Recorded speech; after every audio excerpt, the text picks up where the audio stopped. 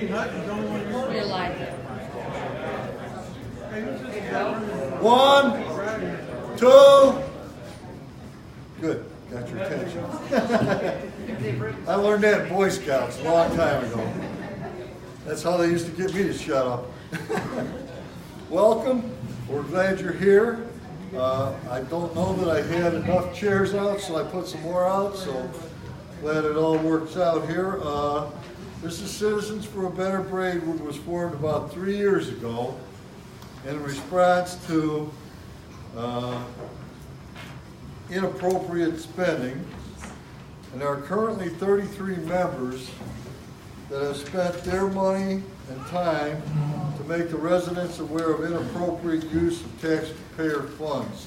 And that's not just city government, that would be school government, anything that pertains to us locally, that's what we look at. And so we do that through FOIA, and pretty much that's the main way you can get it done. And 3 members of our group are candidates here tonight. I'm not going to tell you their names because we will not be endorsing anyone. So listen carefully. The reason this is here is so you can make your own decision. Keep in mind that in Braidwood, it's a small enough town that we all know each other pretty well, I think. And the people that are on the city council and have been on the city council, they're your friends and neighbors. They pretty much have served, trying to do the best that they could. You might not always agree with what they did. I know I don't always, but at the same time, my hat's off to them because they tried to do their best. And so let's keep that in mind. The rules, they're posted on the walls around you, but the rules here are to be respectful, speak only when it is your turn. Questions for the mayoral candidates are to be submitted in writing over here, and there's cards there and there's pens there. And then what's going to happen is the questions have to be one question to a card, and they have to be general enough that all of the mayoral candidates could possibly answer them. And they're going to be screened by our 3 volunteers here. They are non-members of this group. So they may make a minor revision to the question to make it more understandable or something, but pretty much they're just going to go through them. Obviously, not everybody's question will probably get answered tonight because we can't stay here all night. So hopefully we'll just get a general consensus of what needs to be answered. But there will be a time afterward where you can go and approach the candidate and actually speak to any candidate that's here one-on-one at the end of this thing. And I've encouraged all the candidates to stick around and answer questions that you might have, okay? The candidates will be given 2 minutes to answer the questions, and the next question will start with a different candidate so that the same candidate doesn't always get the first question. So, because that isn't really fair to anybody either. So, all the candidates, I want to make this real clear. All of the candidates were invited to this event. It was first announced on December 21st. On January 14th, over 8,400 individuals had been reached with our post. There were lots of shares and hundreds of comments. So believe me that everyone that was running for office knew of this event, and everyone was also sent a personal invitation at that time. That was back in January. With the exception of Bill Bowes, who I don't see here tonight. He's a write-in candidate, but I went to his house on Monday and personally invited him. I was unaware of him until that time. So he was personally invited to be here tonight also. As far as who isn't here tonight, I'm not going to make any further comment on that. You can figure it out for yourself. We're trying to put together a video tonight to be on Facebook Live, so you can watch it and share it later. So I'm asking all of the candidates especially to talk really loud, because we don't know, we're not real good at this, we've never done it before, and we're gonna try and make it work, so that you'll be able to see it later. Now, you're gonna get a chance to submit questions now. Well, each of the candidates will introduce themselves, and they're gonna get 3 minutes to tell what their aspirations are, what their qualifications are, what they intend to do for you. And so we're gonna start with the mayoral candidates, so they'll get a little break then in between when we do the rest of them. And so, does any one of the mayoral candidates want to volunteer to be first? Mitch? You're right there, why not? I'll go first, get it over with. All right. Since the judge is in there, I'm gonna plead the fifth for a while, so. You want me to stand in front of this? Yep. All right, my name is Rich Gerard. I've lived here for 30 years. I've been married for 46 years. Hopefully 40 more, hopefully. I worked for the Sheriff's Department 22 years. I ran a part-time business for 36 years. I've been a former police officer in this town. I've been a city mayor. I've been a city administrator. I've been a former police chief also in this town. I was mayor in 95 to 99. When you look around, most of the businesses in town today, I either brought them in town back in the early 90s, mid 90s, or had part to do with that just a few years ago with the previous administration. And my qualifications, I still have people that want to build here and move here and do business here. I have outstanding 3 annexation agreements that are still out there. They've never been followed up. And 2 more that was in negotiations. And these were for businesses and residential growth. And my expertise is talking to people and get them here, whatever we can do. Just like I did with McDonald's, Dollar General, some other businesses. A few years ago, even Easy Living with Bill and Family Dollar. I had stuff to do with all of these. I worked well with the surrounding communities, the school, Exelon especially. I would get them to donate money to the city for funds. Matter of fact, the electronic sign you see at City Hall was donated by Exelon Corporation. That was part of an agreement we made. So my experience, I'm putting it out there. I'm willing to do this again. I'm retired. I am a little disabled right now because I got to have surgery again, but I work for the people. I don't work for myself, never did. And I'm willing to work with anybody, meet anybody, talk to anybody, if you live here or any business coming in here. So I'm willing to take any questions and see what I can do for you. So I don't know if you want me to sit, go ahead, stand, run, or No, you can. so Okay. I can't run. So Jim Hutton? Come on up. I'm trying to do this, by the way, I did set this up originally alphabetically, so that nobody could say that I had favorites, so. are you going to be up there? Yeah, I'm gonna sit right here. Until they run me off. Okay, well, he's behind the alphabet. Well, we'll get to you. You must be this person's neighbor. Okay. Okay, I can't. Yeah, well, somebody from my campaign I've got sign it. out. I've got it. They didn't come over and tell me this. Okay, I can't do that now. Okay, Jim. Yeah. Ready? Yes. Okay, I'm Jim Hutton, lived in Braidwood for 50 years. Married my wife Angie 50 years ago. We've got 1 son, 1 daughter, and we got 4 grandkids. I was an operating engineer, retired 13 years ago. I've been on the city council for the last 12, in charge of public buildings and property, which is the water sewer plant and all the lines running through the town. We were instrumental in hooking up the domestic sewer from Exelon, because like Rich said, generates money for the town. We're not in Exelon's pay system, so any kind of donations we get or anything we can do from them is more money for the town. And, put my little notes here. From 1972 to 1978, I was on the Braidwood zoning board.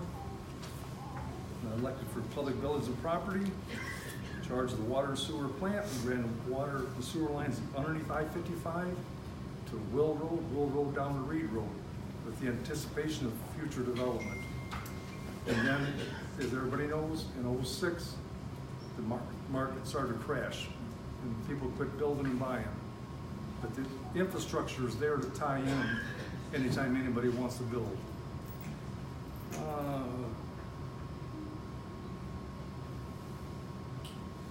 Another big project, we moved the depot from Burcott's parking lot to across the street, which it was either move the depot or they were gonna tear it down and burn it. So we saved the historical depot, spent some money to rehab it, now it's the museum.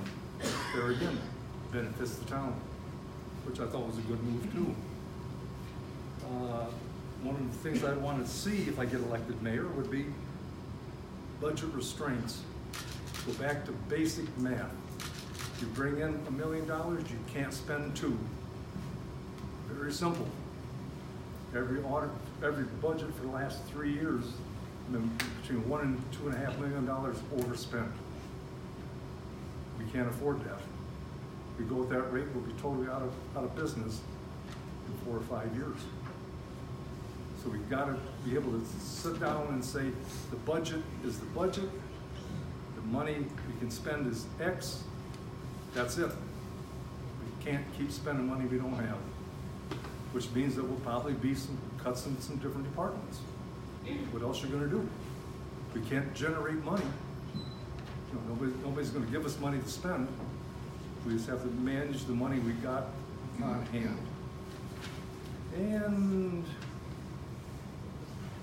this week we found out that the Kankakee River Valley Water Planning Area Alliance, which is the Godly Water District, got the permit to take water out of the Kankakee River. So within the next couple of years, they will build a processing plant out in Custer Park, start running lines toward town, and one of the goals for the future on that was bring the water to Godly and then bring it around Braidwood, Diamond, Coal City, South Wilmington, just make a big loop. And everybody that wants to hook on can hook on. There's gonna come a time, if you read the paper, Julia's doing a study right now because the deep wells are running dry. So by getting involved in this alliance, it could help this town a lot, which makes it more viable for somebody to come in and build. That's about all I got, I think. Okay. Okay, Bobby Jones.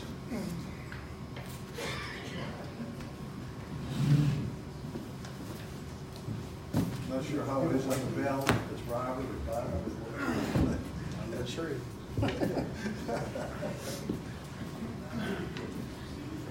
Please talk loud. My name's Bob Jones. I've lived in Braidwood for 35 years. I've had a few businesses here in Braidwood.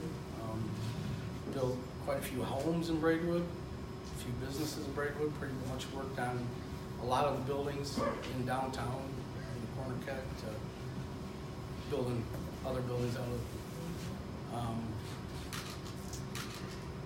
My thoughts for Braidwood are, I'm invested here. Everything I got is invested in Braidwood. So we need to try to get Braidwood more involved in Braidwood, because Braidwood, to me, doesn't support Braidwood all the time. Not just in my business, but other businesses. You know, you see people, other towns and stuff like that. And in order to keep our businesses, we almost have to help our businesses. So I mean, that's just one of the things I'm thinking as far as what I want to try and help do. Try to keep everything local. You know, the more local it is, the more money stays around here. You go to the gas station in town, that helps. Everybody helps everybody. My thoughts too are to try and clean up the town a little bit. The clover leaves are horrible. If I was coming down the highway and pulled up to the clover leaf by the good table, I would just get back on the highway and go. You know, so nobody's gonna spend any money here. When you pull up to that, it looks terrible. So that's another thought, you know, clean up the town, entrance to our town, make it look more, you know, better. I was on city council for 4 years. I helped the city a lot of times just with concrete and stuff like that. Did some building inspection for them when they didn't have it, zoning, stuff like that. So, I mean, I'm invested in the town, you know, so I just want to help it grow, because we need to grow. We need some business in town, and really our only thing is the clover leaves to get, you know, well, the one clover leaf now. But that's about all I have to say. Okay, and next, Bill Bowles. Step up over there and speak loud. I'm more of a concerned citizen because I've never been on the city council. And, but one thing I do know is things change. And like Jonesy was saying about exchanges, we went through some years there where we wanted to get nature, and I guess after that nobody really watched it very closely. But I haven't been going up to Chicago until recently to become involved with veterans. But on a rainy day, you go up there, and to me, there wasn't anything familiar on the highway, except you probably remember seeing that, I think it's water reclamation or just the water district up there. They got that big circle thing. And that was about the only thing I really recognized. So the warehouses are taken over. It's, that's all you see. But I know this is more war right here, but I found I was going to put in a campaign sign out. Oh yeah, I'm the write-in candidate for mayor, and I was going to put a sign in a property. I knew the person that lived here, and I thought they had the extra house, and this is on Lincoln Street. And I'm putting it in the ground, and the person that's involved with the relative who lives across the street came in and said, "You can't do that." And I'm thinking, well, there's the road. It's this way, it's a little ways in from the road. And come to find out, talk about change, that house was there, that was M.J. Dona's house, for a lot of years. And so I guess Lincoln Street was a new thing back then. And the easement of the property goes right up to the road. And she said, so her sort of relative didn't want to give me her phone number because I guess she's living in Naperville or someplace. So I went to looking for other people that were involved with the museum. And I got one of them to call her. And come to find out, what she said is because of her involvement with the museum, she hasn't let people put signs in on the property. Okay, so I took it out. and that wasn't the easiest thing. Now I gotta remember my other line. But what I found out, like I said, this is war. I put a sign right over here to toward that edge of this property. I thought it was this property. Because Ruan and Gerard had their sign there. So I figured, okay, you can, and if you're downtown, you've got your sidewalk. So the first thing you have is grass property. So I figured it was okay. I put mine in there, then later on that day, where's mine? I still see Ruan, and I still see Gerard. So I called the phone number on the sign. Well, I never got a call back until today, and I was gone away. Said that. Bill, your time is about up. Oh, is that right? Yeah. Well, I can't contribute a whole lot other than you discuss with the other people. And that's what you do at city council meetings. You get the different people with their different things, bringing their information in, and you discuss it over. So the whole thing is discussion anyway, and you learn in the process of doing. But anyway, so since I'm almost done, I found out that isn't on their property, that's their neighbors, and he appears to be the neighbor. So I'm trying to figure out who pulled my sign out. They couldn't inform me because he was polite enough to let me know this was going on. I didn't know about it. Okay, I guess that's about it. And I'm a write-in candidate for mayor, and I'm hoping that my name, I'm actually going to find out how much my name might get me votes. And that's about where I'm at right now.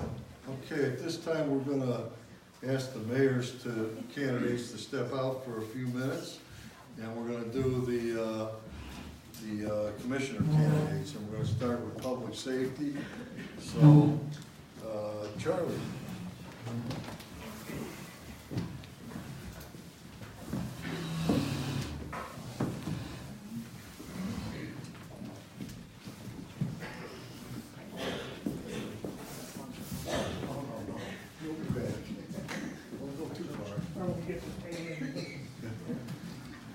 Up here on the ballot is Charles Hart, Charlie Hart, as everybody calls me. I've lived in Braidwood for the past 15 years with my wife for 59 years together, and our parents have 4 children, 7 grandchildren. I'm a veteran of the Army. I served in 57 to 59. I retired from ComEd in 1991 after 38 years. While working, I was Union Safety Advisor in the IBEW local that we were in. I was also on the board for Seco Recreation Club, working with the other board members and whatnot for 30-some years. And what I'm looking forward to doing is having an open, honest, and transparent communication with the residents of the people and with the other city council members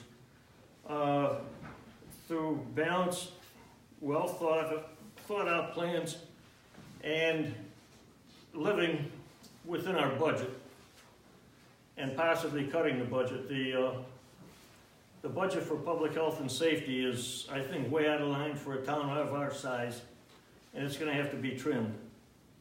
As far as the drug problem in the town, I'm going to go after grant money and grant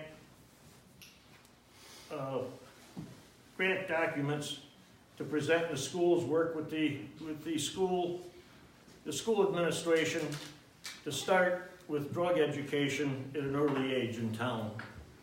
The younger the children are, the more their brain is like a sponge, and it'd make it a lot easier for them to just say no when they're older in years. And again, trim the budget for the police department and get it more in line for a city of 6,500 people. And thank you. Okay, Michael Kovecki is not here. So now we're gonna move on to streets. Adam Beatty, you're next up.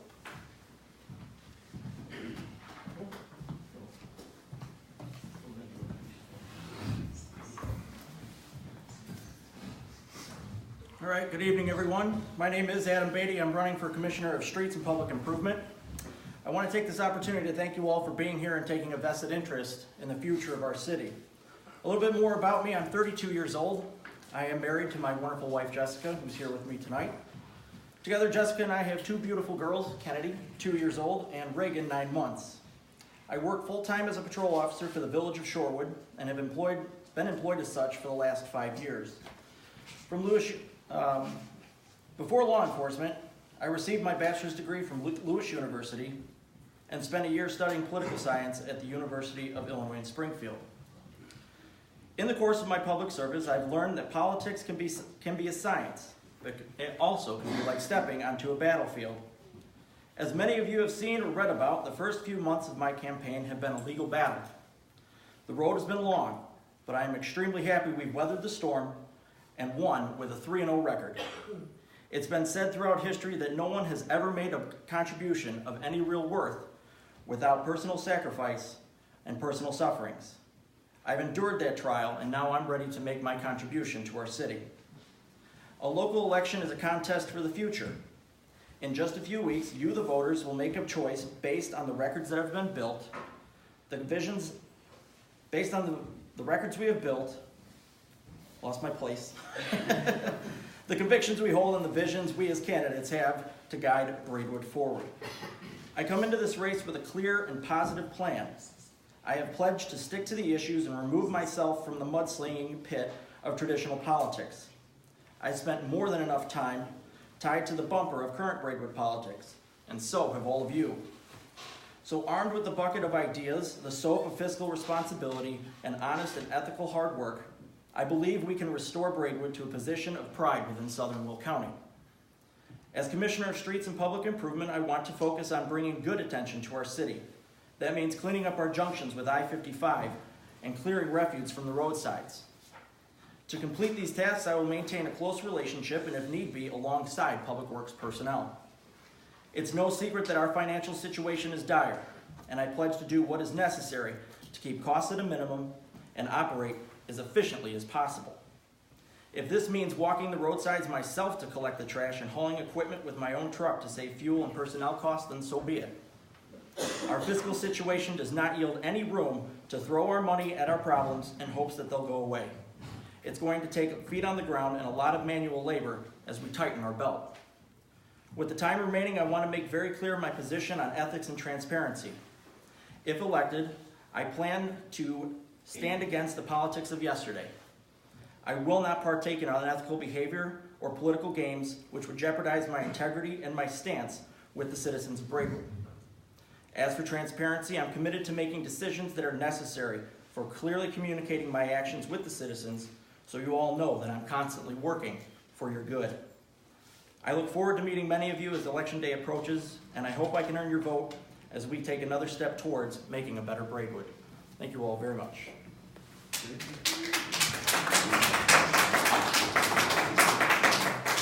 Faye Smith.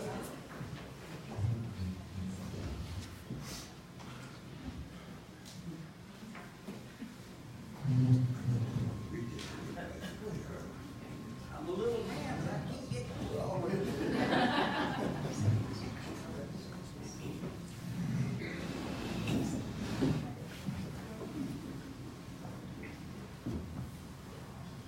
Well, I'm Faye Smith, and I've been in Braidwood for around 50 years, and I won't promise you nothing I can't do, because it'll come back to bite you if you do.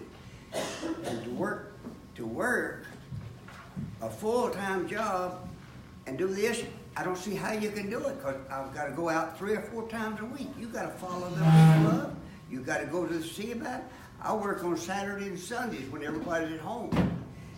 In my hand, I hold a journeyman's card for station engineer, and I know what's going on. And I treated water, worked for General Motors for 37 years, and drove from here to Cook County. I retired the wells that we had out there. And I know what to do, but I don't have anything to do with water here now. If I did, it'd be different. Now, we got one thing to tell you. I did not have anything. I stopped the tar and chip.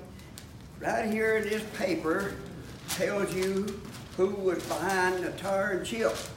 You know who wrote that? Who? So that's all I can say about the tar and chip. When I found out what it was, I stopped it. Now, we went to the board. All of us voted. We thought it was something new, save money, but it didn't work, and I had to stop it.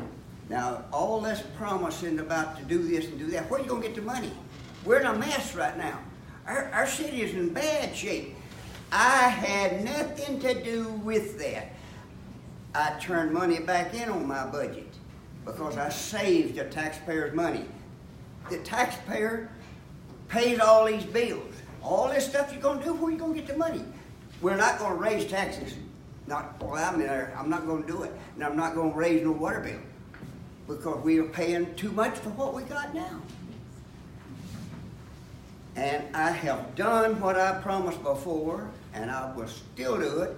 I lost my wife, bless her heart, she's gone last May, and I know I didn't get to do as good a job that last year as I should have, because you know, when you got somebody taking care of them, you have to look at home. If you can't take care of your home, you can't take care of the city.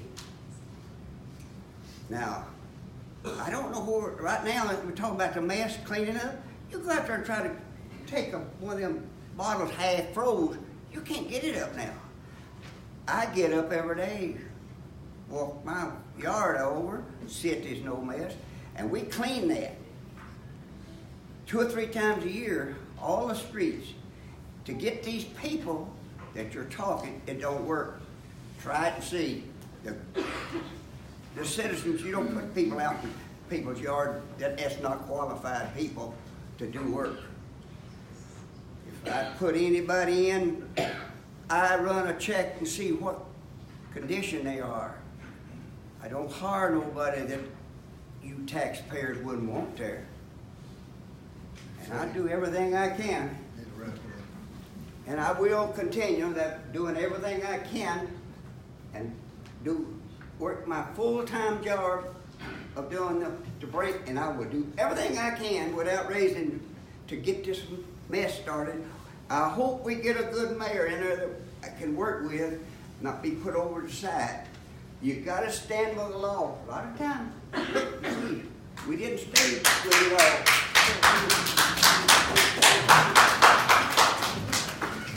Okay, Joe?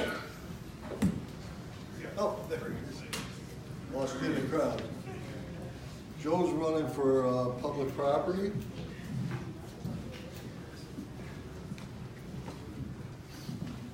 I'm not sure how to say your name. You did it It's right. the last name's Hudetz. So hello, my name is Joe Hudetz. Been a citizen, a resident here in Braidwood for only 5 years. Compared to many of the people running, that's obviously a very short time. But I was born in 1947. Grew up in Warrenville, little town just north of Naperville, at 9 brothers and 2 sisters in a 3-bedroom house. It was, I didn't know what it was like to sleep alone until I got married. So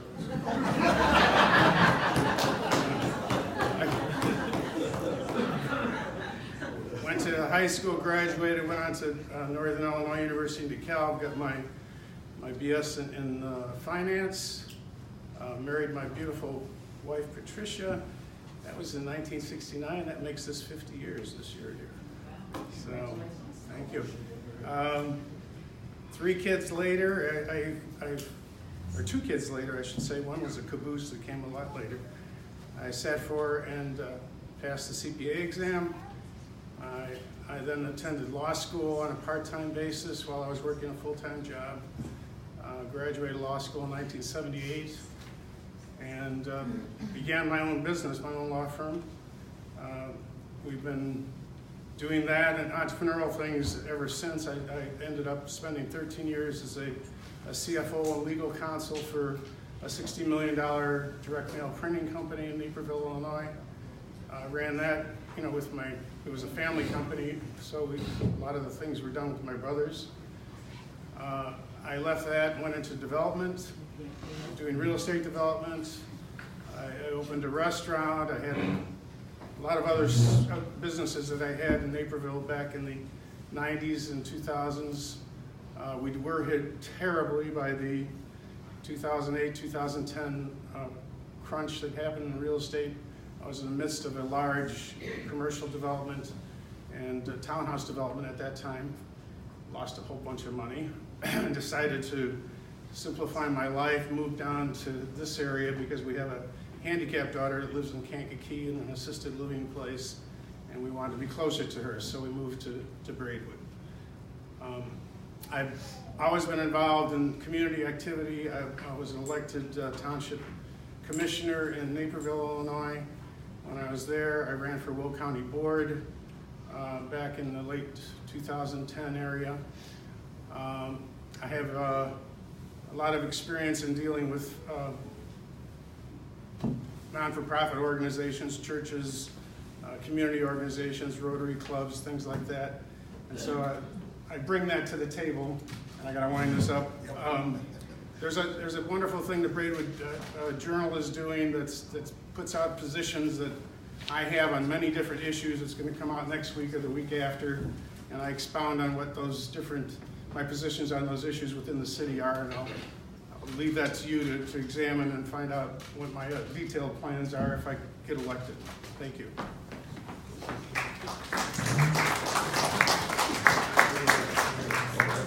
Next is Doug Money. Money's a name I can pronounce.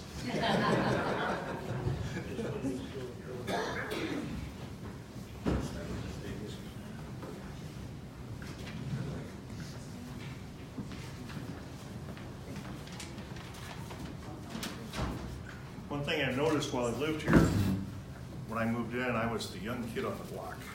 I'm now the old guy on the block. My name's Doug Money. I'm running for Commissioner of Public Property.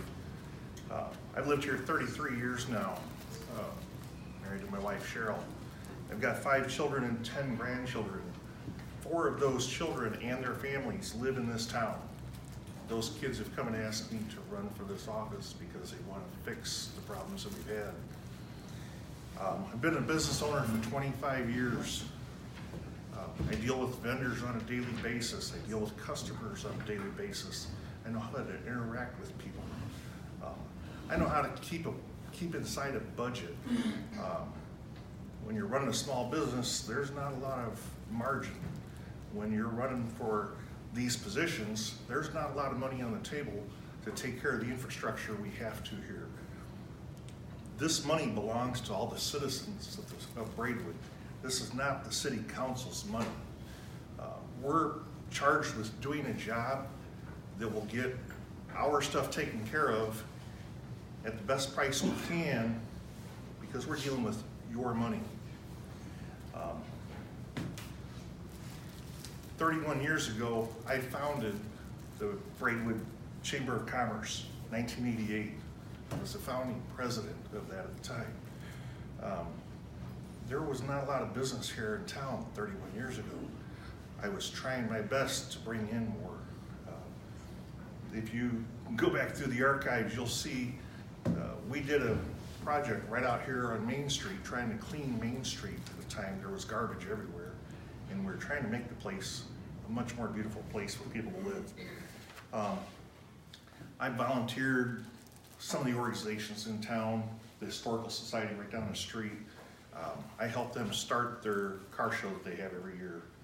Help bring people in town, show them what's here, help bring in money for the Historical Society. One thing that I don't like over the 33 years I've lived here is we don't have an open government We don't have access to the information we should get. Everything is very closed. It's not available to us. We're told, pay your money and don't worry about it. It's like Wizard of Oz, don't look behind the curtain. I'm tired of that. It's our money, it's our city. It's time for us to run it the way it needs to be run. That's why I'm running for this office. I hope to get your vote. Thank you.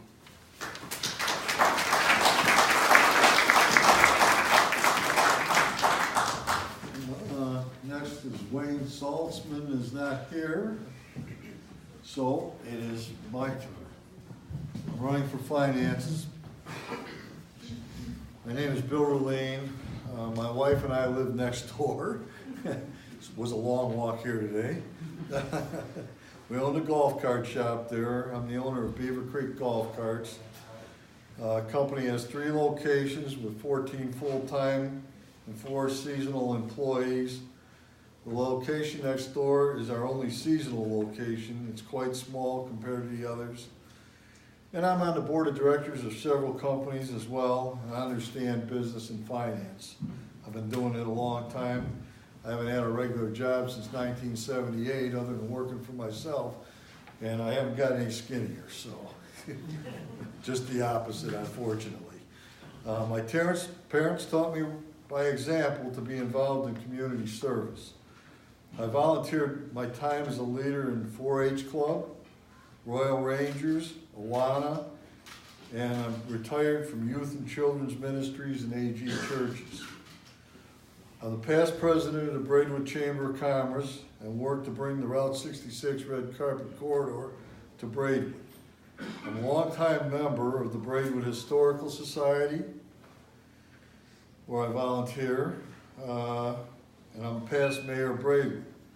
I'm proud of the fact that during the time that I was mayor, we were able to reduce the deficit by about $500,000, and that was during some really tough times in our country.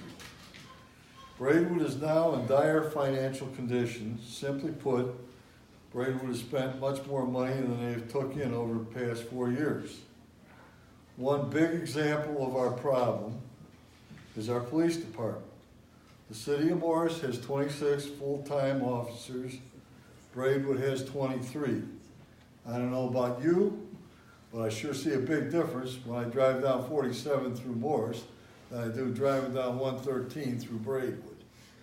So I think that we need to do some cutting. And if we don't do some cutting, it doesn't make a difference whether we want to or not. We're not going to be able to pay them pretty soon. So it's just as simple as that. We've been paying our deputy chief full pay for well over 2 years to stay home and do nothing. That just doesn't compute in my head at all why that would go on. I have no idea. But last year, without council approval, someone transferred $2.7 million out of the water fund to cover expenditures, leaving just 79 cents to cover the water department expenses.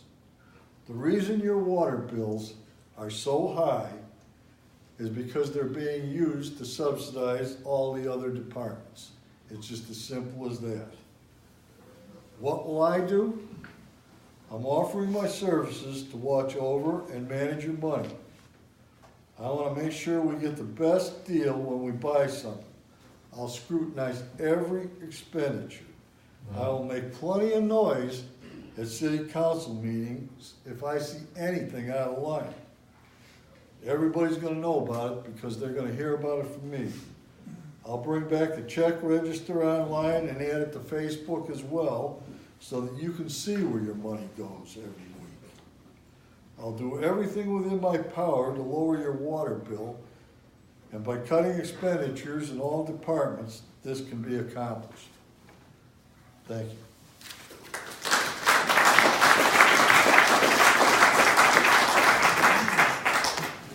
Okay, now what we're going to do here, moving back to my other role as spokesman for this outfit, is at this time, I'm going to run through a few things here that I want to say that are important. I want to thank you all for caring enough to come out here. And I want to say a big thank you to Lisa Glisson for doing our audio video tonight. We're trying to put this on Facebook Live. It should be on there right now.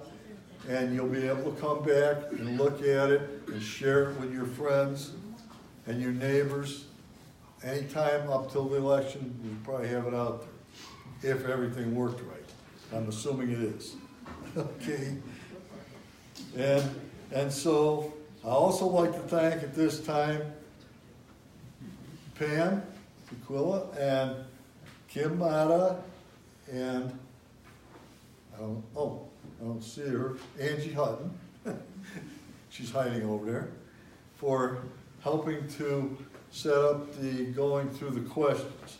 You all know about how the questions work. So at this time, I'd also like to give out a big thank you to Chris O'Rogie. He's the owner of this building, and I think he's done quite a bit to fix it up from what I was told what it used to be like, and it's really nice. And he let us use this for a very reasonable fee. And if you need a building, they'll hold 100 people. It's right here, and he's real easy to deal with. So his cards are over there in that corner. If you're interested in renting this place, please call Chris. At this time, I'd also like to thank for coming here Reverend Dale Talley from the First Presbyterian Church of Braidwood. I don't think there'll ever be a second one, but I don't know why we always have First Baptist churches and First Presbyterian churches, but we do. And he agreed to be our moderator tonight as we go into the section now where we have the 4 mayoral candidates that are here, and your questions will be asked to them. I want to stop to tell you this, and I don't all charge there at once, but please charge there sometime during the next hour while we do this. There's pop, there's water in the refrigerator back there. I put it in there. There's enough here for everybody here. So please get something to drink. We got some cookies back there, and just, you know, if you need a little sugar to keep you going, we got her back there. So please help yourself. And at this time, I'd like to invite the mayoral candidates to all take a seat back up here, and questions will start.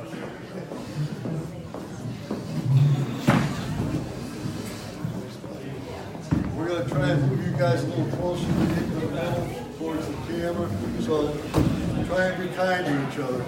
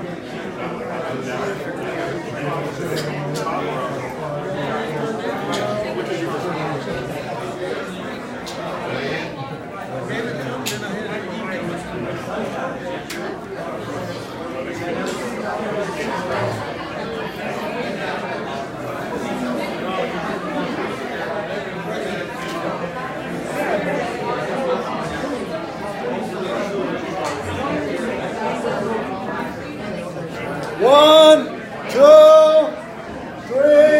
These don't work as good the second time. 4. Please. Just a reminder to the candidates, it was 3 minutes before, but now you're down to only 2 minutes for pledge. So, all right. Mr. Talley, please. Are you ready, guys? Here we go. We're going to start with Bobby Jones. Every 4 years, the residents of Braidwood are promised transparency, but many do not feel that these promises are fulfilled. Why do you believe that the people of Braidwood have a hard time trusting the candidates when it comes to making promises for an open and honest government? First off, when you go to City Hall, you can't get a hold of anybody there.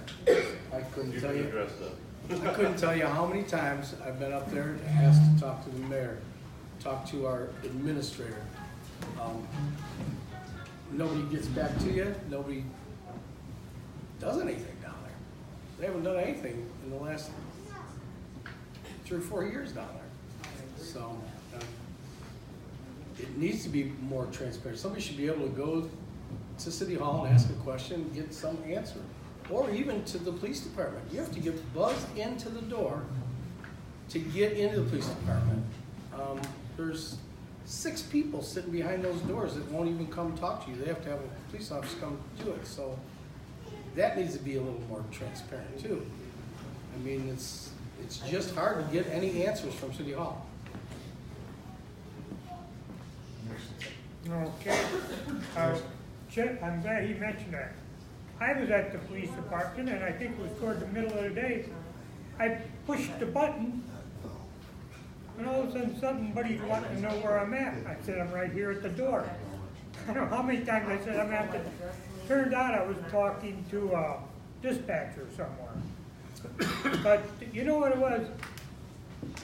I guess we had a big situation with disaster, and we just sort of like run wild with the effects of it, because we're not one of those great big places, we're a small place. And as far as I'm concerned, and I've said it over and over, and that's basically it, your down-to-earth thoughts, is that it's conversation, discussion, and each person gets to, supposed to be trying to get information, contribute to it. And that's about where I'm at, because I haven't held office. But in doing different things throughout the years, I know that you need to take charge and get definite about things, but you gotta be lenient and hear other people's opinions, and that's why it's a council. And I guess That's time.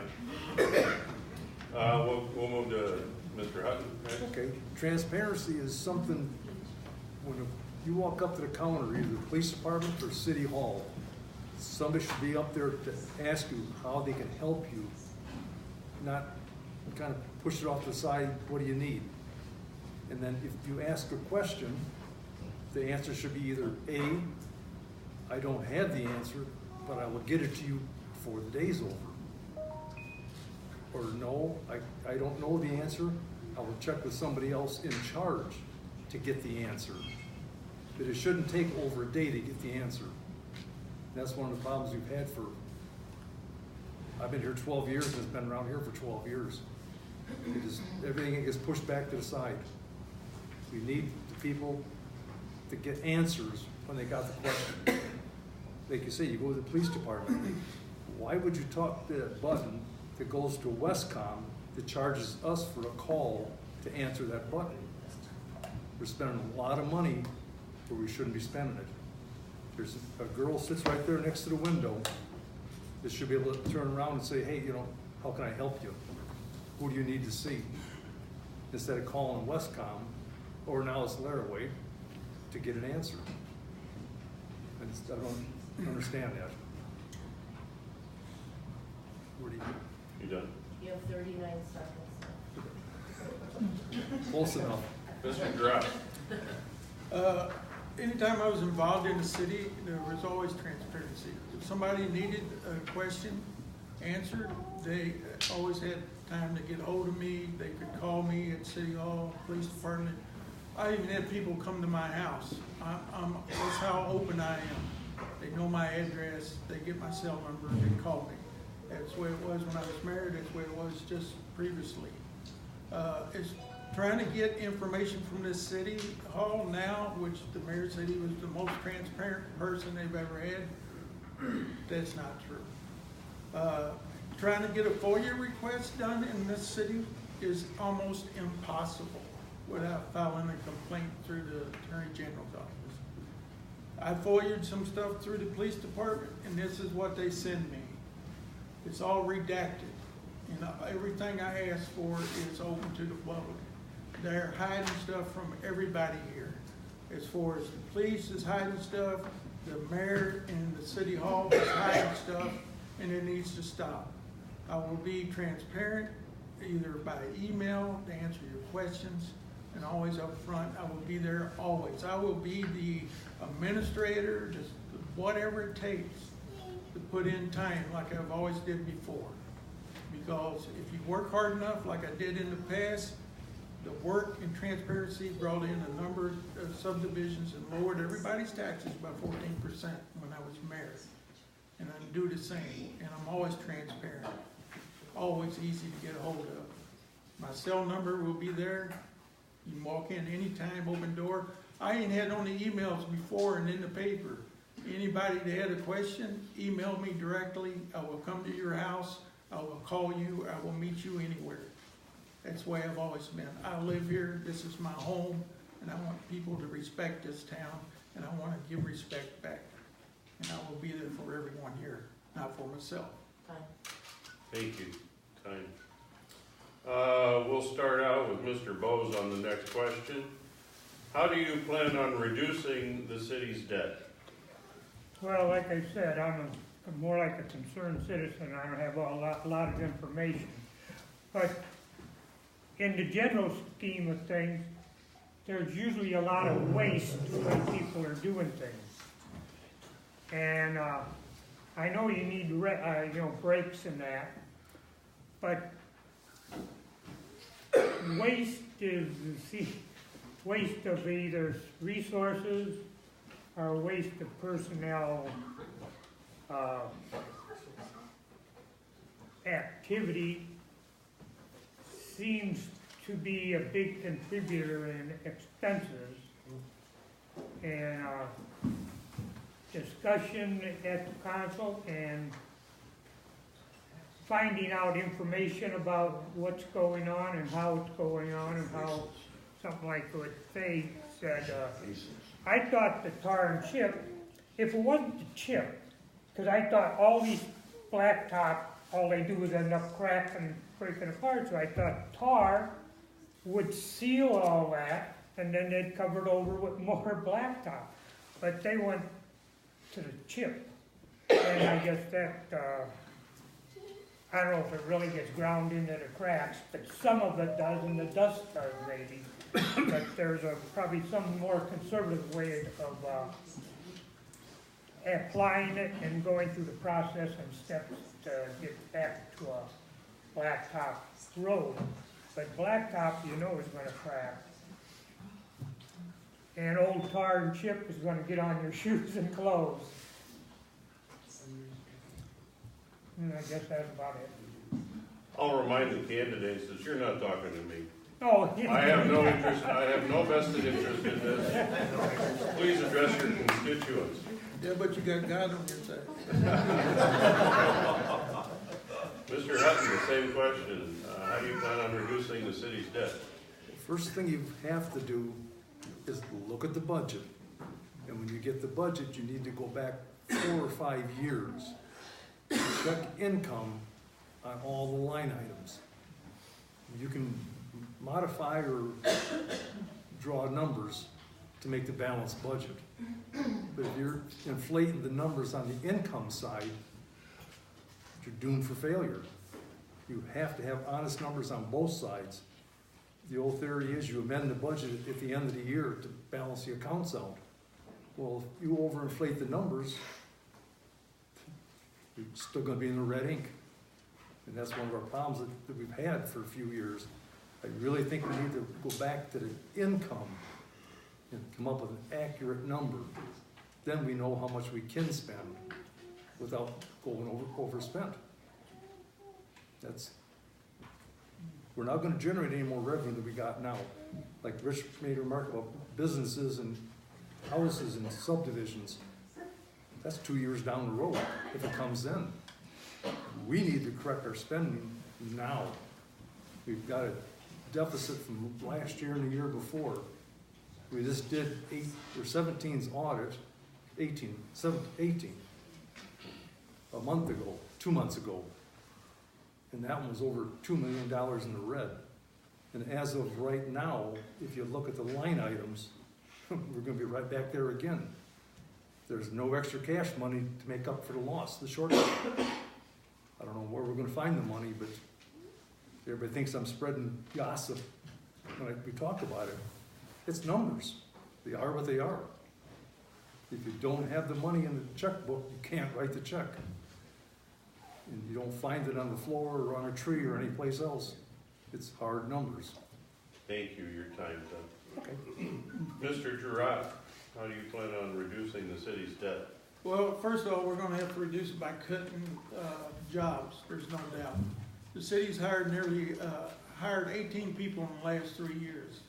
The city's payroll has gone up $844,000 in 2 years from money they didn't have to start with. It's like a candy store down there. It's gotta stop.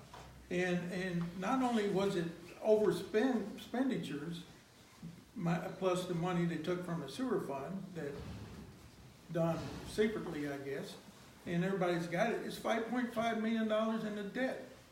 And the only way you can do it is start cutting some of these jobs. You can't hire people that you can't pay for.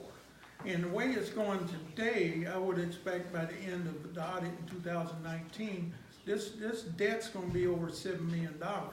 Their money, their water fund money is run out. They won't be able to pay anybody. So you gotta cut the 18 people, whoever they hired, because that should never happen. They didn't win the lottery with our money. So it's gotta go. You can't raise taxes in Braidwood without a referendum. You can't do it. And the more businesses that we can bring in here, the cheaper your taxes will be. They will help pay that debt down. And not only do you live within the budget like I did when I was mayor, every year in my budget, I had a surplus for 4 years. If it's not there, don't spend it. But you got to start cutting everywhere you can. And not only that, you're gonna have to cut your budget, your annual revenue by, like I've been advertising, about 30%. Because this debt will not be paid off in 4 years. Whoever's the mayor 4 years from now is still gonna have a debt in the millions of dollars. And who's gonna pay for that? If we don't have the population, it's Thank you. 6,200 Thank you. people, Your there's time's not up. that many here. Mr. Jones, how do you plan on reducing the city debt? Well, you're gonna have to run it like a business, not just an open checking account.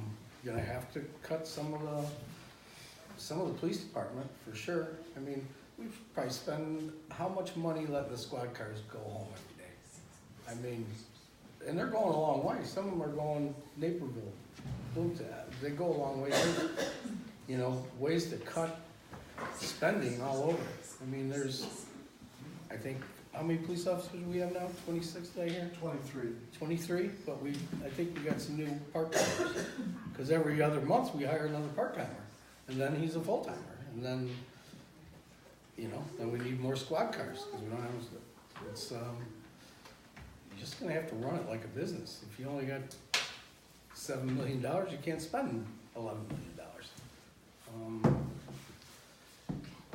Yeah, there's a lot of waste. I mean, we spend so much money in engineering, lawyers.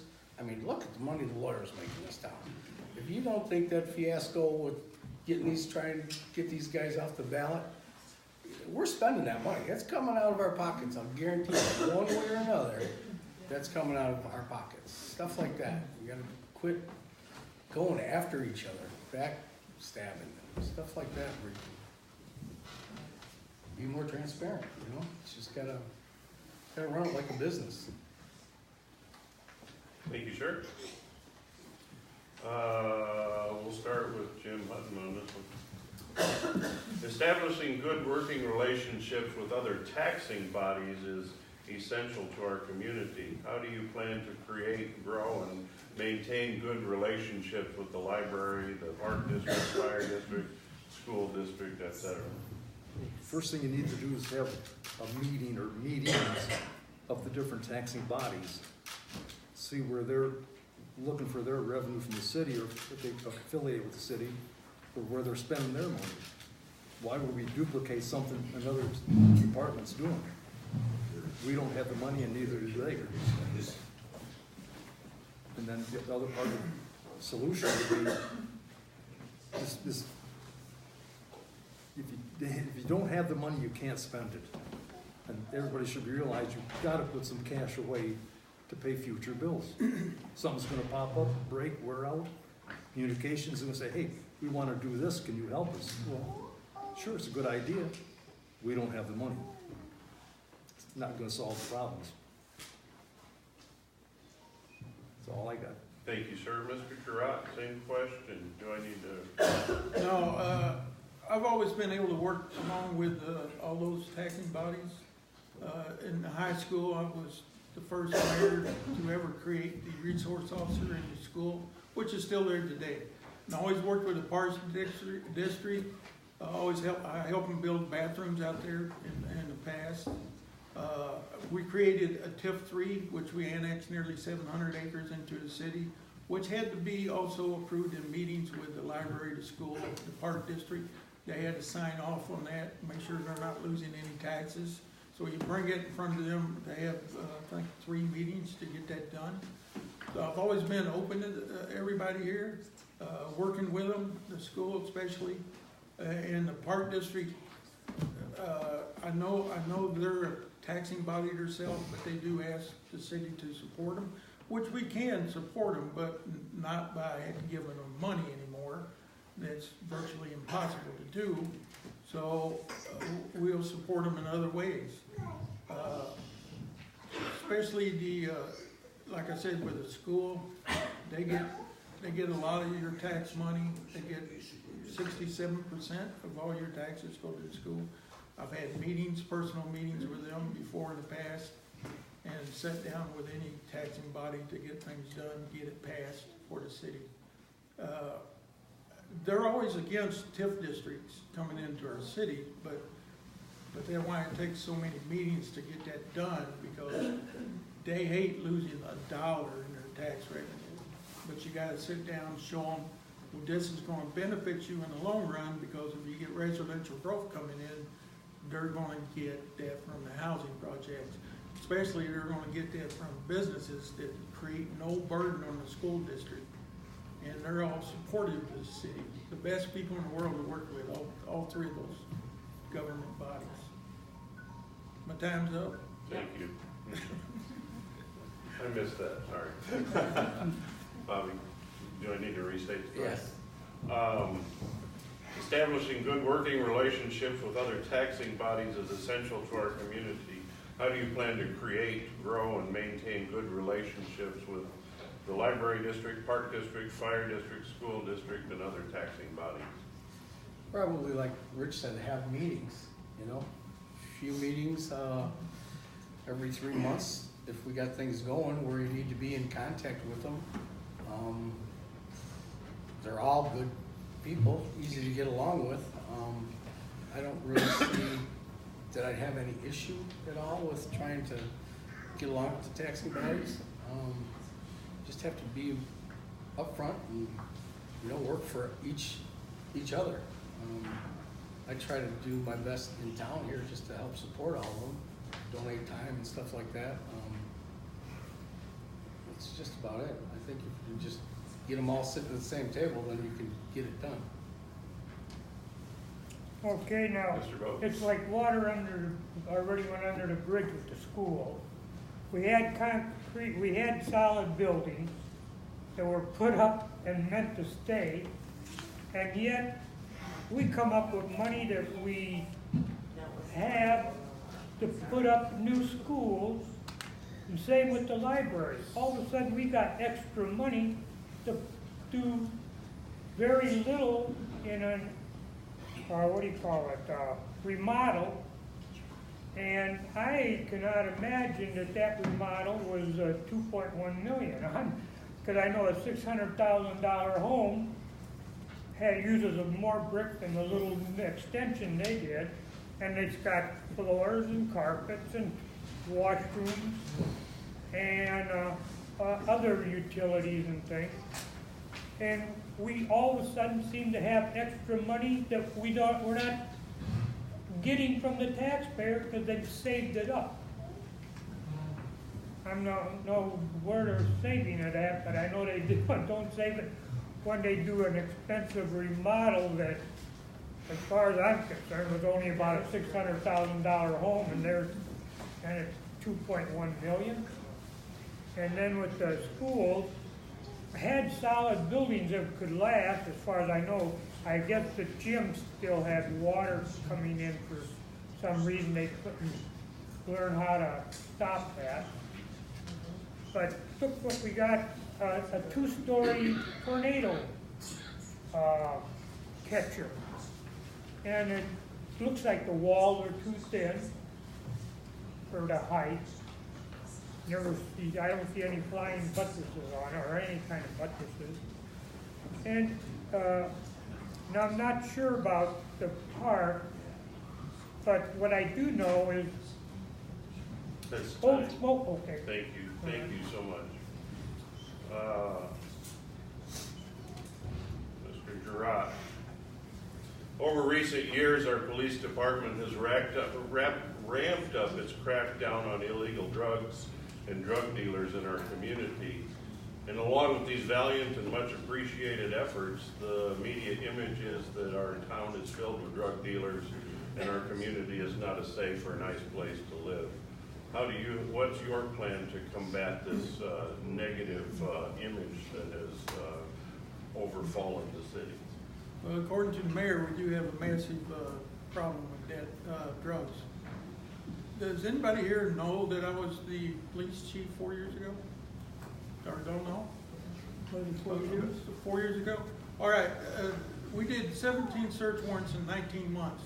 Eradicated a lot of drug dealers in this town. But today, all of these so-called fictional drug arrests are coming out of the city of Chicago. You have a police officer working with the DEA, and every time the DEA makes a drug arrest, the so-called drug dealers ended up in Braidwood because Braidwood's part of their arrest stats. If they're arresting this many people on drug charges, they would be standing on the street corner.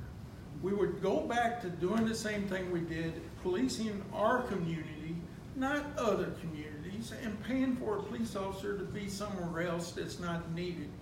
We're wasting all this money for, and I've heard it at Home Depot, people talking about the city of Braidwood's a drug-infested community.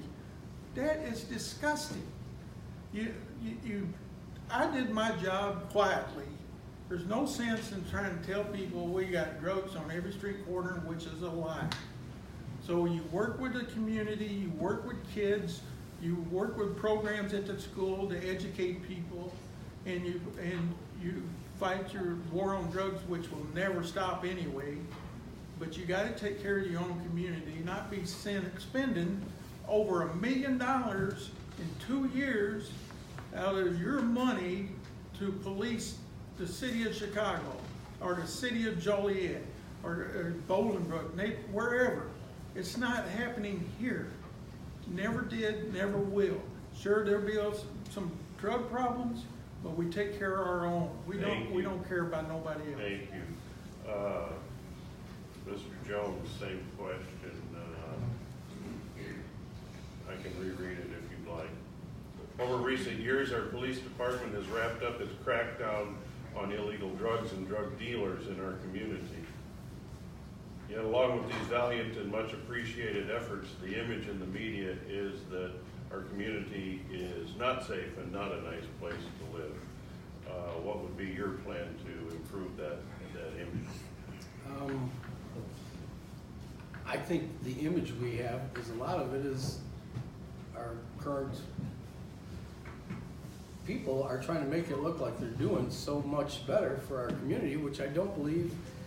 I understand there's drug problems, but as far as what they make it look to be, I think that's just to make them cover themselves for what they're spending money on. I think if we kept our police officers in town, you see somebody die from heroin, have somebody go to the funeral, watch the kids that are crying. Those are the next ones. Instead of going to Chicago, sit in front of those kids' houses and tour them from that stuff. I mean, there's a way to do it. I don't understand how or why some of these kids do this when they know all their friends die from it. It's just I don't know the answer to the drug thing, but I don't think we should be in other communities, like Rich says, and spending our money doing that. We'd be better off to see the kids that are there. These kids are all related. They all hang out together. If you see one, you can pretty much see the other ones. Thank you so much. Mr. Bose. Well, it's a that's probably putting too much on it, but it's a transient thing, it seems like. Because you get people from other places being arrested here. And I don't know where anybody really thinks we have that, other than people that don't really get involved and they read something and just accept it or run away with it like a dog off his chain. Because I don't know where all these people are from. I see kids walking down the street doing some unusual situations, but I think all this drug arrest and that is based, and we got the county, we got all these law enforcement throughout from the state on down that should be involved to the point that it isn't that big of an issue for the town itself.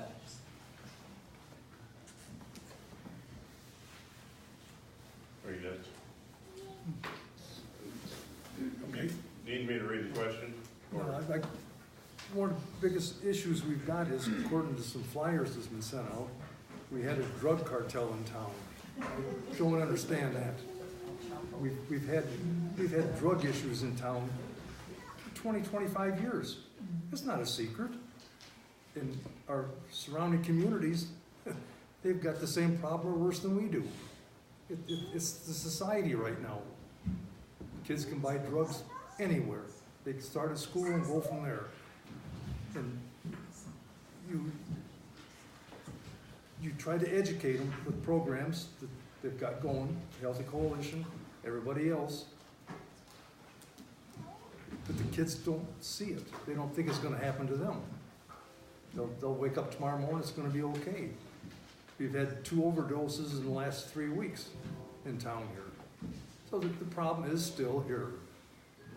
And educate the kids at the grade school level, high school level. High school level, either they're going to do them or they ain't. And you're not going to convince them either way to go. But there again, the only way you're really going to stop it is give them some time to think about it. Where they can't go home and get to their drug dealers. That's the only way I see you're going to stop it. You can lead them, but until you either incarcerate them or send them away, they ain't going to change. And that's sad, because that is somebody's son or daughter. That's about all I got. Thank you, sir. Mr. Jones, in your opinion, what is Braidwood's greatest quality and asset?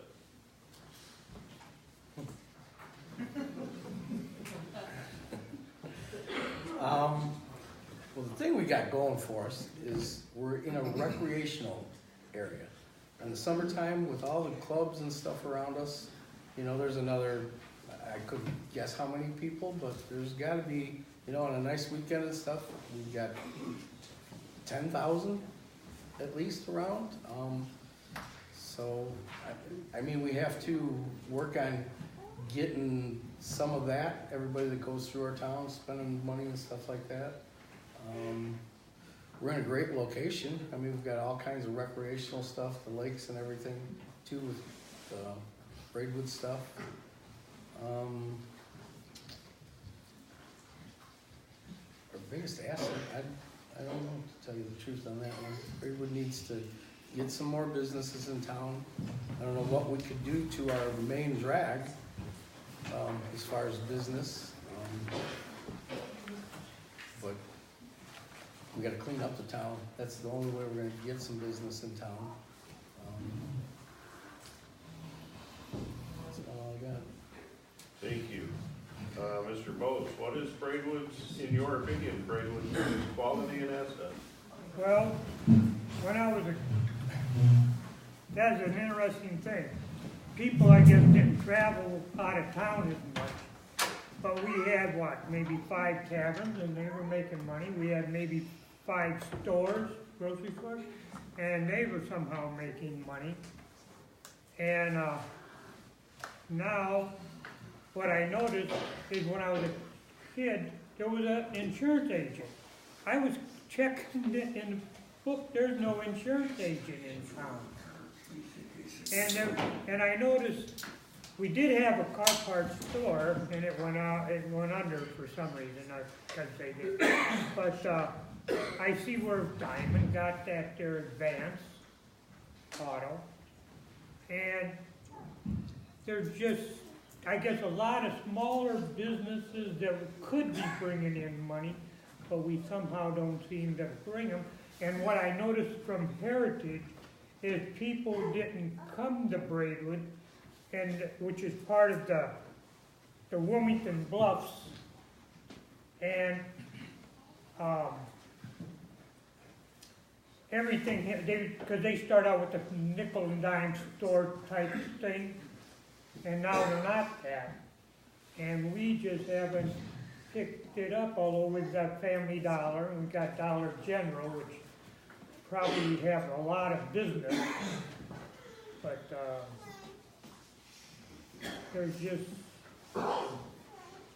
somehow we were overlooking at some of the possibilities for small income from some type of business. Mr. Houghton? Okay, well, the first thing, we have a natural draw for people to come to this town. Between the recreation clubs, the Christmas tree cutters that come through town. We got Route 66 corridor in May. You know, there's events to bring people to town, but we don't have nothing to hold them once they come here. We tried to get a hotel built, but that didn't work out, which would have been a big asset to the town. People don't want to stay in Chicago. They want to stay down here. Commute to Chicago or wherever they're going up north and come back here and stay the next night. They feel safer. Our safety in this town is, we've had a couple instances in the past, like a bank robbery and a murder. If you look at Chicago, there's 4 or 5 murders every night, every weekend. So we've done a pretty good job keeping the town on that avenue. But you know, tourism, that's the biggest thing we got to draw people here. They come down Route 66, they see the polka dot, they stop there. It's advertised all over the country. People from Europe, Australia, they hear about the polka dot and they come. After they eat, what are they gonna do? They're leaving town. The depot's down here, you try to bring them down here, but for some reason they don't wanna come. But, you know, that's the biggest asset we got, be bring the tourism in town and keep them here for a day or two. There's really no place for them to stay when they get in town. Braidwood Hotel's more of a weekly rent, and that's why we needed a new one, but unfortunately we didn't get it. That's enough. Thank you, sir. Mr. Girat, same question. Do I need to restate? No. Okay. No, well, I'll tell you what's not the biggest asset in this town. It's the city hall and it's the police department. It's not the biggest asset because they just want to use people to go buy dope and nobody wants to come here because we're a drug infested community. I mean, you got a police chief that likes to use people to buy dope, just like he did, and I'm gonna bring it up, just like he did with Kevin Fox. He likes to use people, and that's the problem. The biggest asset we got going in this town, and thank God we got the high school and the elementary schools. They're the best thing that ever happened in this community. Everybody's proud of these people in these schools, and these kids are one of the best schools in the county. The other assets, we can't get people here because every kid in the high school would tell you, I want to move out because there's nothing in this town. And if we don't do something to get growth, plus a hotel, which has always been up in the air for years, we're like a hub in the middle of Wilmington, Diamond, and Coal City. You look at the communities, they're growing like crazy. We never grow. We're landlocked. We can't expand nowhere else. It's always been the past history of this town. Oh, no, let's not go across the interstate and build a factory or an industrial park. We want to stay just like we are and where we can't pay for anything. That's why you got a closed restaurant on Coal City Road. There's not enough people coming here. And yeah, we have the cooling lakes, you got fishing tournaments, you like Jim says, you got car shows, Route 66, polka dot. That's all good things. But anybody here got to go somewhere else to spend their money. They're not spending it here. And I can bring in those businesses. They have refused to draw anybody into this town in the last 4 years.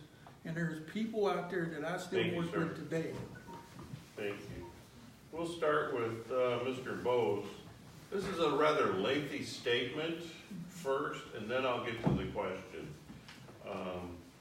The Braidwood Area Healthy Community Coalition is the recipient of $125,000 per year federally funded drug-free communities grant for drug and alcohol prevention programs and activities in our school district service area for up to 5 years, during which an equal dollar amount of in-kind matches must be met. The city of Braidwood serves as the fiscal agent for the grant with the responsibility of drawing down approved budget funds for staff salaries, program activities, and necessary supplies. Reporting expenditures in the government's payment management system. Many of the in-kind matches in the coalition's actions plan approved by the federal funding agency are met through the city's administrative services and police department's activities, such as participation in drug take-back days and running tobacco and alcohol compliance checks. That's the statement. The question, beginning with Mr. Bose.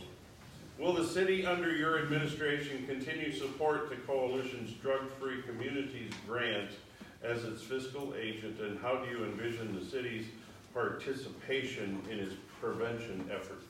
Well, I haven't seen where it is done much at all, and I would probably put the reins on it, because I don't know, we've got the police department, they've got investigators, they could drive around. So I know through the years I thought it was good that they didn't walk patrols, because as they walk, they just pick up all their privacy as they go through the neighborhoods. But there's a lot more observing that could be done in the community by the police, and as opposed to just zooming down the road. And I don't see where the healthy community, it's sort of an invisible thing. I don't see what it's done, and I don't hear much about what it's done. I just know that it's supported by the government from above. And there you go, like when the big towers came down, next thing you know, the whole thing's up in that psyche about how terrible it is. And things aren't that terrible in our level. And I guess that's about it. Thank you, sir. Mr. Hutton, do I need to restate the question? Well, the Healthy Coalition, it's a good program, it's a good idea, but it needs to expand. It needs to get more people involved in different parts of the program. You know, you can take a book or a meeting and beat it to death. And if people are not going to listen to it, they're not going to do it. But if you take them out and show them, I'm going to go back about 35 years from now. When I was in high school, they had a driver's ed they started. And it was all class book. Then you drive for a certain period of time. At the end of the class, they showed a movie. It was called Slaughter on the Highway. And it showed people the bad effects of bad choices. And that stuck with a lot of people when I was in school. Same thing we should do with the Healthy Coalition. Show them patients that are hooked on the drugs, what the effects are on their body, on their life. You can talk to them all night and they'll go, oh yeah. When they're gone 20 minutes later, they don't remember. You've got to make something to stick in their minds that this is a bad problem. It is a lifelong decision you're making. Thank you, sir. Mr. Girard, do I need to restate the question? No, I think I got this one. The coalition, it's a good program. I was involved in it when I was police chief, city administrator. You reach out to the young people. You know, I've been on alcohol and tobacco checks with the coalition to make sure no underage kids are buying alcohol. That's a good program. Been out to the high school, give speeches. You got to get the kids involved, the teenagers involved. It's not really for older people, you know, but it's a start. You know, to drug awareness, alcohol abuse is one of the biggest ones in young teenagers, which eventually ends up into drugs. But to support it, I think the police department, whatever drug forfeitures they can get, they can donate some of that money to the coalition without taking taxpayers' money. That's what drug forfeiture funds are for. They could do fundraisers. National Night Out was something that I reinstituted when I was the police chief. There's ways to get donations to bring in money for that. now it's being paid for through grants, which can continue. And the city is pretty much, they're working for the city at this time because of the payout that they have to go through. I will never be against anything that would help us further our education for teenagers, young adults, for drug abuse, alcohol, tobacco. To me, I love the program. It should keep continuing, and I think there's a way to keep supporting it. We're not the only community. There's Wilmington and other communities got the same programs. They work together as a team, and that needs to continue. Thank you, sir. Mr. Jones, do I need to restate the question? No. Okay. I think it's a good idea. I mean, they got a good group of people in it and are trying to get something going. I don't see where it could hurt. I mean, we're spending money on so many stupid things. That would probably be a good thing. Like I said, have events for them or fundraisers, stuff like that, but I believe it's a good thing and I would probably support it.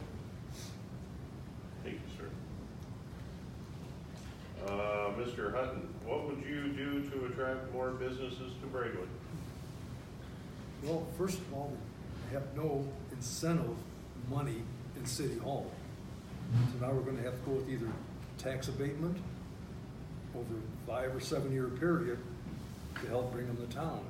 You can waive water and sewer tap-ons, you can waive building permits and fees, but you have to have a place that they wanna build. And that's one of the downfalls we've got in town right now. Either you build on the west side of 55, there's a couple empty lots over on this side, but there's really no prime location to build. And you know, this is, and the sad part about it is when they do their research on the town and see the shortage of money we're in, who's gonna invest $1 million in a town that can't balance their own budget? That's all I got. That's yours, Mr. Gerard. Oh, we can do a lot. In the past, we've had people on Coast City Road wanting to do a shopping center development, which was, I would say 75% done at the time, a few years back, but this city administration has dropped the ball. They pretty much stole the money out of the sewer fund to pay payroll and pay other bills that could have been used to extend sewer and water services to property to entice people to build here. You can give them TIF abatements, financing over now, I think it'd be about a 15-year period. They can collect up to 60% of their tax abatements back when they come into the city. And there's a lot of property that's available today. I had a developer wanted to buy the good table and put in a Dunkin' Donuts and a gas station up there. What happened to that? It just fell through the cracks. Nobody cares, you know. I had a 10-acre truck stop, wanted to still negotiation on Kennedy Road. What happened to that? It just, nobody cares. Those people are still, that I know personally, I could recontact these people and probably get them back interested in coming into this town. But you gotta offer them something. And like Mr. Hutton says, the money's gone. What happened to it? It's not being used to do what it's supposed to be. 2.7 million gone. All you had to do is extend some water and sewer lines for $500,000 to get a business. No, that's not happening. You know, there's supposed to be a hotel come in town. Well, you know what? That was all smoke and mirrors. The sewer and water was already in place. They wanted to give a 21-year tax abatement to a hotel, which would brought in no taxes, period, to this city. Yeah, it's a good thing, 60 rooms, rent them out, whatever, Thank but you, there's sir. no money. Mr. Jones, what will you do to attract more business to Braidwood? Well, you're gonna have to give something to get something. I mean, you're gonna have to give, like Jim said, if you get somebody to come in town and build, you're gonna have to waive some of the fees, make it more appealing to somebody to come spend money in Braidwood. There again, you gotta clean up the clover leaves, I think. Cause it's just like, by the good table there, that's just terrible. And if we let this one, at the other end, go like it's going, it's gonna be the same way. You gotta clean up the town. I know we've got some city property the city owns. We got in the real estate business there for a while. So I don't know, even if you had to give somebody some property, at least once you're building a building, then you get the taxes and everything else on it. But we got a lot of property sitting around that's not even being any tax because the city owns it. We're just gonna have to make incentives. That's it. Thank you, sir. Mr. Bowes? I can't even remember the question. The question is, what would you do to attract more businesses to Braidwood? Oh, well, it seems like we had the initial core of years ago when it was brick roads, that you got this narrow street and it goes just there. And right now, I don't see where we would branch off other than the big field behind Checker and, Casey's and Dollar General to fill that up with. But you gotta have an aesthetic to the layout. I don't think we've ever really went with an aesthetic. And we've spent money like to tear down antique-looking buildings and only have one little thing in its place. And a few years before those antique buildings, there was a guy with a workshop in there for wood, and then I don't know what all. Well, we had he's became state's attorney or something, and a judge. But you had the lawyers, and you had I can't even remember what was there now. But we've got to somehow get into an aesthetic consciousness and think about how to branch off from that central road. Because like the town my grandmother, I guess it's like Coal City, the mining company had its mitts in laying it out. And it had wide Thank you, sir. streets. Thank you so much. This will be our last question. Okay. Oh, no. There's so many good ones.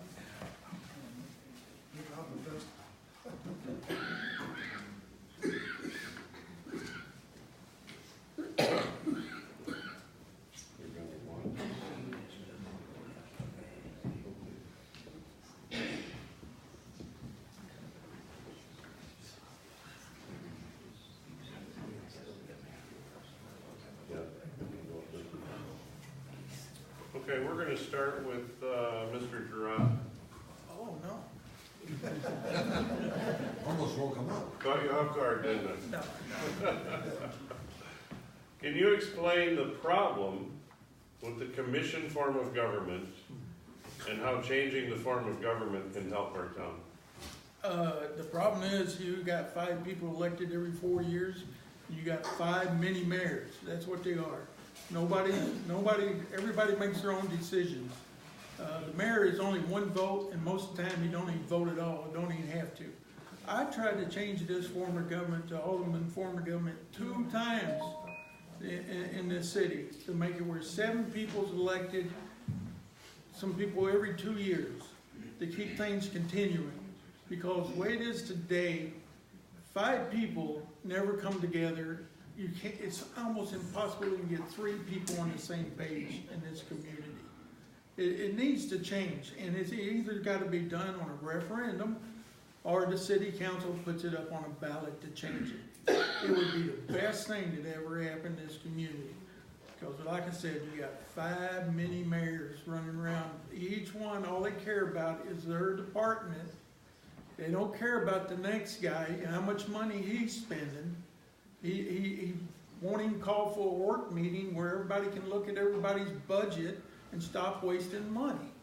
All they wanna do, there's my budget, I get to spend all of this money. And it's gotta stop. You've got to change it to an automatic form of government is the only form you go to. You can't go to trustee because we're a city, not a village. That's why you have trustees in villages, because of the laws, state laws. And I would wish someday, after 2 times, maybe the 3rd time's a charm, and change the government where we can stop all this wasted spending and get back on track of taking care of the taxpayers in this community. Hopefully that answered some question. And that's my last one. Thank you, sir. Mr. Jones? I would say the alderman would probably be the best way to go here in this town. Like I said, I was on the city council before, and it's hard to get something done because you can't have more than 3 people talking to each other, or you're breaking rules. And then it's just spread out a little bit more. You got a little more, I don't know, more ideas, more thoughts. So I think it would be better for the city of Braidwood to be automatic. That's it. Mr. Boat? Well, I don't see where you get any proof that it would be that. Because you've got individuals that should be concerned about what they are and what they're doing. And actually, more than looking at the type of government, I think we're sort of landlocked by railroad tracks, and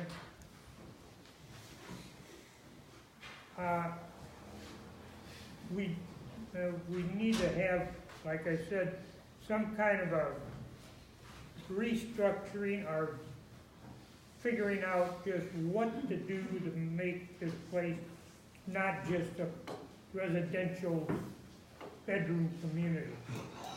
And because right now it probably is that, and that's where it seems to be the real problem. Because alderman means to me is another name for a commissioner or something, unless you really get into government and check it out. But I don't see where all you're doing is throwing a new label on it. Mr. Hutton? Okay, I'm gonna agree with Rich. As long as we're a commission form of government, you got a mayor and 4 mini mayors. Only 2 mini mayors can talk at one time. If you get a 3rd one, you violate the Open Meetings Act. If you go with aldermen, you work off subcommittees. So you would have, if you divided the town into 7 precincts and get 2 aldermen from each precinct, that give you 14 people. Sounds like a big number, but you got 14 different inputs on anything you want to do, whether you're streets, roads, water sewer plant, administration, police. You'd have multiple input from people in town, which takes a lot of the pressure off the commissioners now, because they're the sole discretion of how they spend their money. Somebody might have a better idea that you don't think of or don't see, which could save the town a lot of money. And I don't think it'd be that much of a hurt for the town to divide into 5, 6, 7 precincts, whatever we come up with, and get the head count matched and all of them as close as we could. I think it'd be a big move for the town. We wouldn't be in the predicament we're in now with borrowing the money out of one fund, and we got a $700,000 loan payment due for the sewer plant, 79 cents in the bank. Not how you want to do it. That's all. Thank you. All right. It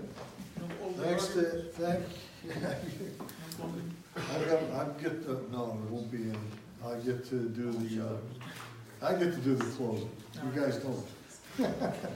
So here it is.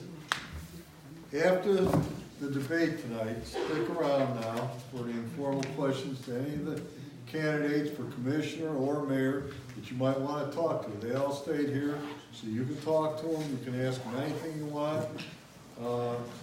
I'd like to, again, thank Pastor Tolley and our panel there that helped put this together, and Lisa, and it's just, I'd like to just say thank you to them.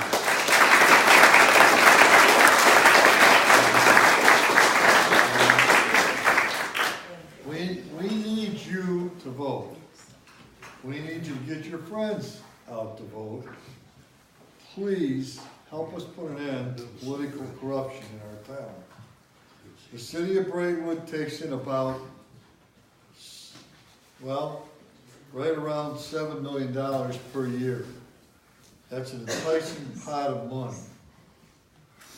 When I was mayor, several engineering and legal firms approached me and offered tens of thousands of dollars in campaign contributions. No thanks. That was my answer. But that's the way government works in the state, even in these local elections. I guarantee that they're gonna spend, mayoral candidates in this town spend $8,000 to $10,000 in a normal time on a campaign anymore.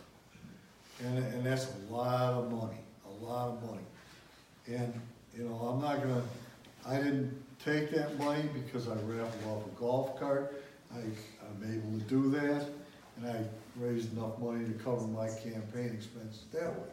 But I'm just gonna say that the cost of a half-page color ad in the Braidwood Journal and the Prairie Shopper for 1 week, this just gives you an idea where your money goes, is $940. Most people don't realize what advertising costs. And to mail out one mailer is gonna cost about $1,100. So that gives you an idea how these engineering companies and these lawyers can get in, and then they just bill extra hours, and nobody knows where the money came from or when. So I'm just pointing that out, that you should be aware that your vote really does count. Give people out to vote, because it's the only way it's ever gonna end. Thanks a lot. Thanks for coming out.